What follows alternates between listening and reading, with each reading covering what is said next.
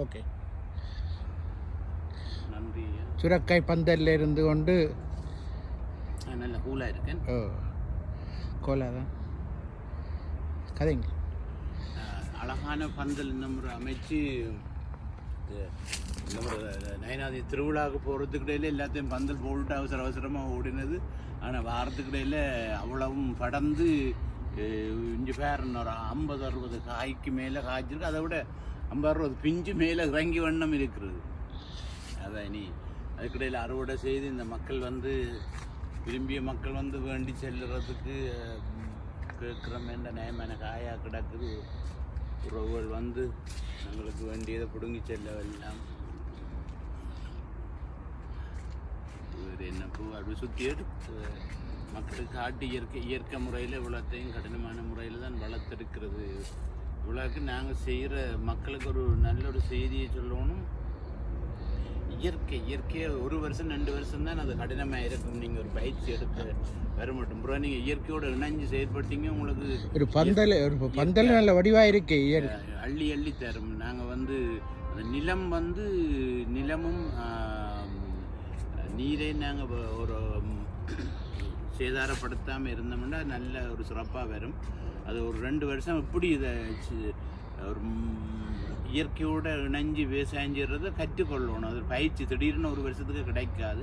நல்ல இன்ஃபர்மேஷன் நம்ம தேடி படிக்கணும். இப்போ நம்ம தமிழ்நாட்டில் இருக்கிற நம்மாழ்வாருடைய வெப்சைட்டுகள், அவர் எழுதிய புத்தகங்களை நீங்கள் போய் படிச்சிங்கன்னு சொன்னால் எப்படி எவ்வளவு ஒரு ரசாயன தரையையும் நாங்கள் இயற்கை விவசாயமாக மாற்றக்கூடிய சூழல் அதில் இருக்குது. அவருடைய நிறைய கற்றுக்கொள்ளலாம்.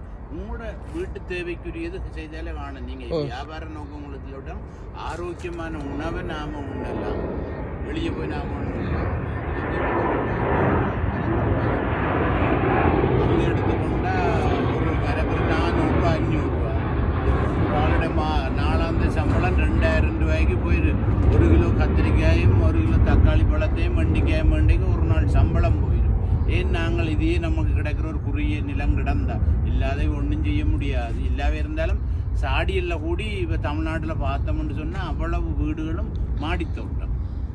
தங்களுக்குரிய மரக்கரையை தாங்களை உற்பத்தி செய்து தந்தால் நாளாந்தம் நமக்கு வர வருமானத்தில் மிகப்பெரிய ஒரு பகுதியை நம்மளோட குடும்ப முன்னேற்றத்துக்காக நாம் பயன்படுத்தலாம். அது நம்முடைய ஈழத்தமிழர்களும் சரி, உலக வாழ் தமிழூர் நல்லுலகில் வர எல்லா தமிழர்களும் அதை பின்பற்றணும். எல்லா மக்களும் தான் இல்லை, குறிப்பாக சொல்கிறேன் தமிழர்கள் நல்ல வடிவாகவே வச்சுருக்கிறீங்க கூட தோட்டத்தை.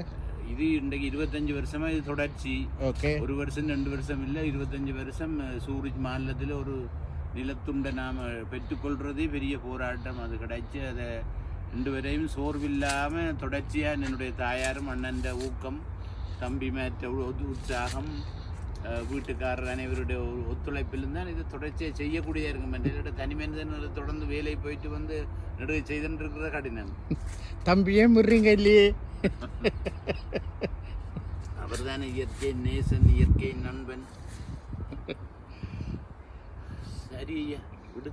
காமதேனு அது இது வந்து காமதேனு இயற்கை விவசாய பண்ணை சூரிச் சுவிட்சர்லாந்தில் உள்ளது. இது சுதந்திரபுரத்தில் உள்ள காமதேனுவின் இயற்கை விவசாய பண்ணைன்னு ஒரு கிளை. இதுதான் எங்களுக்கு வித்துட்டது. இந்த பெரிய பண்ணை அமைக்கிறதுக்கு இதுதான் எங்களோட விதை.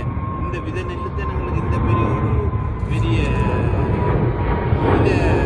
ஐ பிலீவ்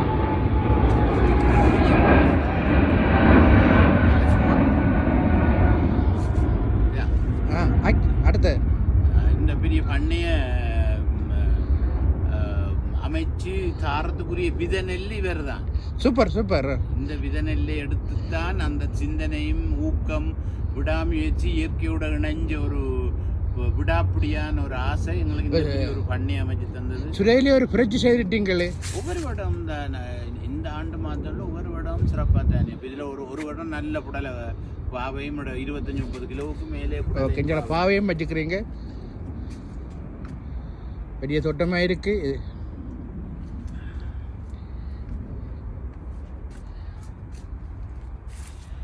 சுற்றி இருக்கிற ரவுண்ட் எடுத்துட்டு வந்து ஓகே அங்கால் சைட்